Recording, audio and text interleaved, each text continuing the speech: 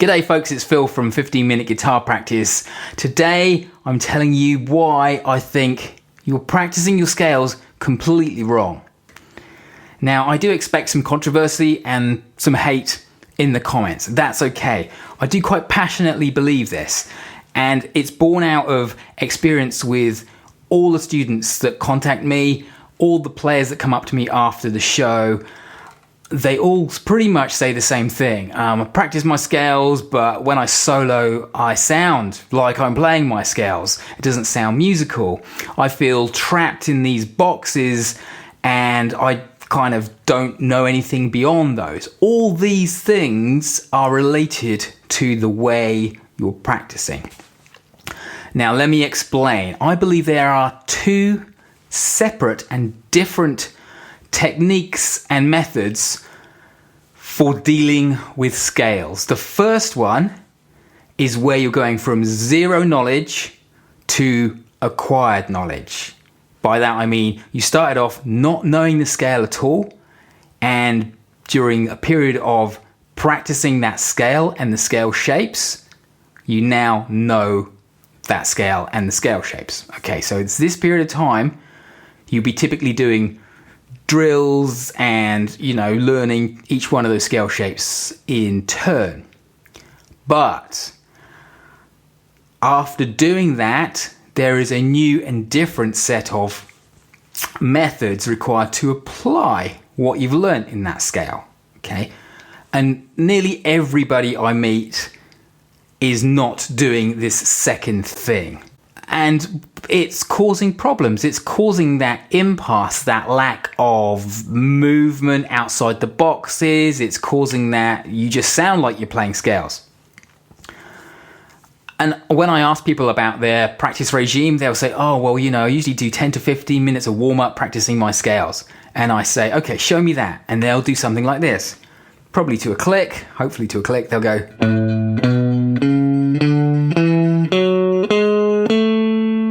And then back down, or they might show me different positions. I think, great, that's great. Okay, so how often do you do that? I do that every day before I practice. So you're practicing up and down these scales every day. Yes. Why? How long have you been playing scales? Well, I've been playing scales for about 5 years. Okay, so why do you need to practice these shapes then? If you've been doing it for 5 years, do you not know them by now? Have you forgotten them? No, you know them. So what you're doing every day is more drilling, and the methods you would use for learning, going from zero knowledge to acquire, but what you're not doing is moving on from that, and that's why you're causing a problem. It's the same thing as the same reasoning as why you don't run through the alphabet before you speak to somebody. You know the alphabet, but you don't need to go A, B, C, D, E, F, G before you open your mouth, because that's not how we actually communicate. Those letters get made into words, and those words get made into sentences, and that's how we communicate.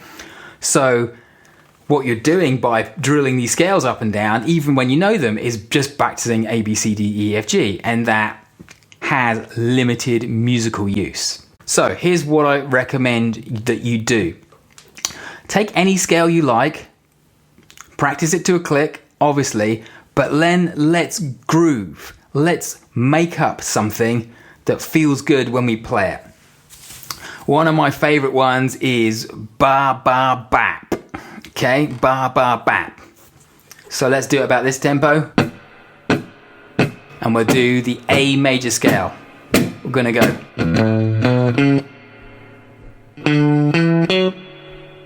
Ba ba bap.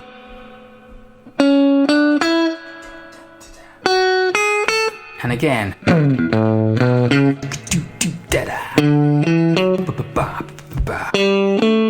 Wrong note, but we're grooving. But you get the idea. What we're doing, we're taking the scale stuff and we're actually making it more musical by grooving through the scale. Now, it doesn't really matter what scale notes you play or how you play it. You could go and not start on the next note, but you could go back to the second note you played. You go boom doom da do do do do do da. I feel like Uncle Louie from the Jungle Book, King Louie from the Jungle Book, the orangutan who's like, yeah, man, that was really grooving. Anyway, that's what we're doing. We're taking scales and syncopating them, okay? And this makes them a million times more musical, a million times more usable. Let's do did it, da da did it. Did it, da da did it. Did it, da da did it. Did it, da da did it. Did it, da da did it.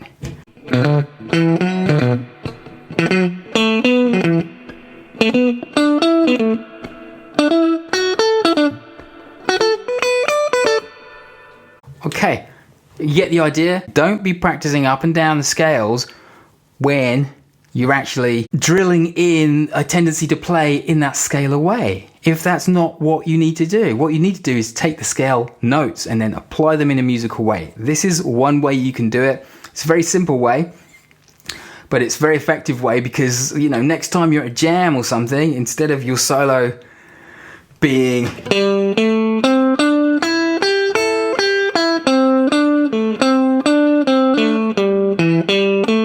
you can just go...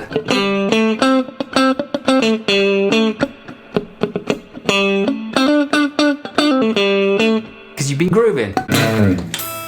Stuff like that, man. So get to it. Tell me what you think. This is Phil from 15-Minute Guitar Practice saying bye for now. Leave a comment below. Subscribe if you'd like to hear more from me.